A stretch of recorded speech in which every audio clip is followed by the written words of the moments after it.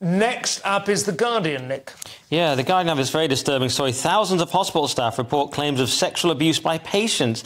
And you sort of think, well, you sort of vaguely imagine it's going to be the other way around. But patients are now abused. Not that that's common necessarily, but, you know, people can abuse authority. But patients are sort of sexually abusing staff. And there's more than 20,000 alleged incidents of sexual violence and sexual misconduct by patients on hospital staff in the 5 years to 2022. So they include rape, sexual assault, harassment, stalking and sexualised remarks. There's a bizarre example here where someone's giving someone a close-up eye examination and the person starts licking his lips and rubbing himself. Imagine having to deal with that, where we work with Lewis, but this is even worse.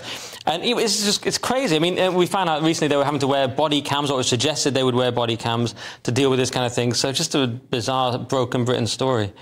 That is really horrific, isn't it? It's funny, we used to sort of think of a bit of flirtatious business between the patient and the nurse as a... Well, you had carry-on nurses. And then when you're actually confronted with it, you suddenly go, oh, my, that's horrific. Yeah. Because I would imagine in most circumstances as well, these people are probably... I don't know, I mean, maybe I'm projecting, but I imagine they're not kind of, like, how can I put it, conventionally in a kind of great way to begin with. Do you know what I mean? I mean, it would be just that little bit worse. But just that little bit. Well, they're coming into hospital, presumably already. Sick people, disgusting sick people with their perversions, drugged up or whatever. I just wonder whether it is like something to do with that, whether it is like a certain craziness that might come, you know, or like a reduction of.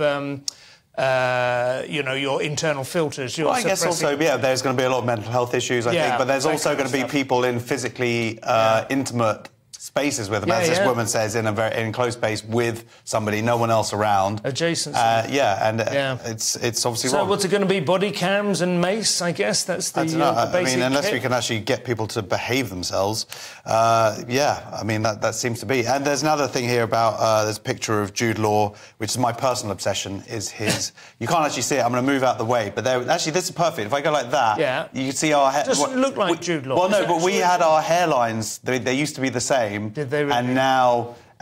so he's been very clever about taking the medication that prevents baldness. And that's how he's done it. And this is what he would look like if... It's the before and after. You might be going to the same clinic in Turkey. You could get work as a... maybe, You could get a lot of work as a before model. It's that first time, but you have... Yeah, that's like...